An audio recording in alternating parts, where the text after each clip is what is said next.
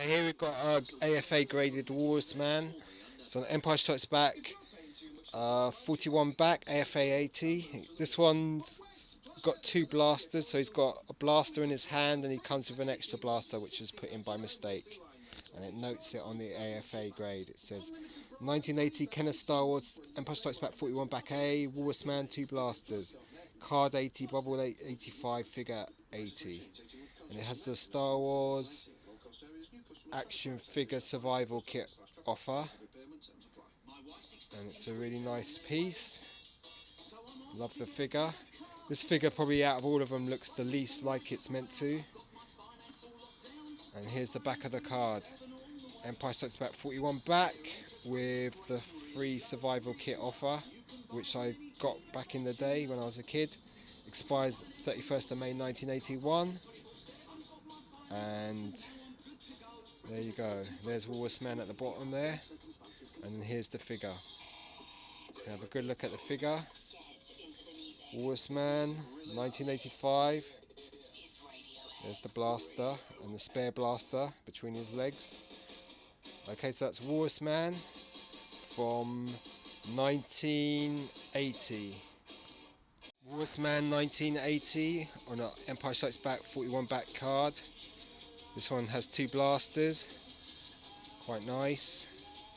Cool looking figure. Lovely costume, blue and orange.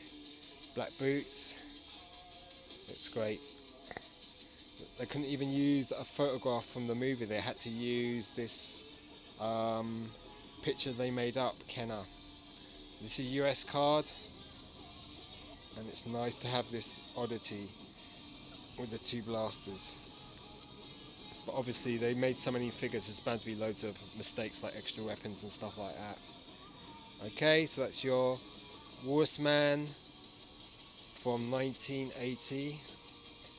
Let's see if we can get a better look at the figure. A closer look at the figure. Let's really see how bright the orange and blue, the contrast between the two strong colours. Two blasters, webbed feet, and his little dark green face. Clearly doesn't look like he's meant to in the movie. This is the guy that gets his arm chopped off by Ben Kenobi. Okay, so that's Walrus Man from 1980. Really nice figure.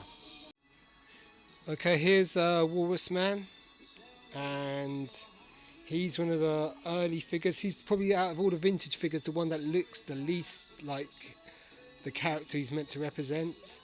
But he's still a classic character. Bright orange jumpsuit with blue arms and legs with dark green arms, and Imperial blaster, and his little walrus face. Okay, with pink tusks. So there's a few variations with the colours of the tusk. There's a lighter green version, it's called the Meccano version. If you could ever find that, that's really rare. With a sort of greenish, lighter green skin. This is UK graded, figure 90, paint 85, Star Wars Walrus Man, 1978, number 1 stamp, no markings. So this figure has no markings.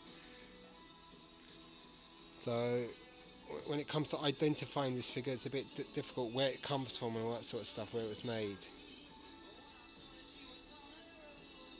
Okay, I don't know if you can really see, but the marking should be on the back of the black boot here. You can see that really faint, like it's been cut off the old manufacturing markings, and there's a number 1 just there where my finger is. You can just make it out there. Can you see the number 1? Can you see it? Can you see it? There's the number 1. And then across from that, you can just see really faint markings to say, which would have been sort of rubbed off, I guess.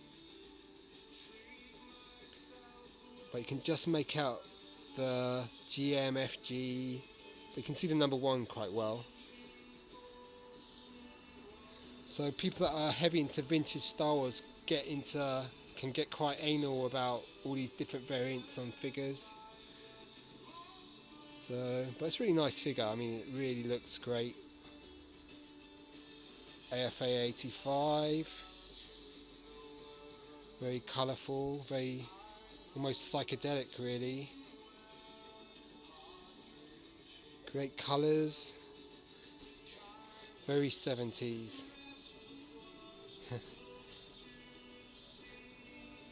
Obviously when you compare this to the 2011 version of Walrus Man, this comes up wanting, but still this is what we had back in the day.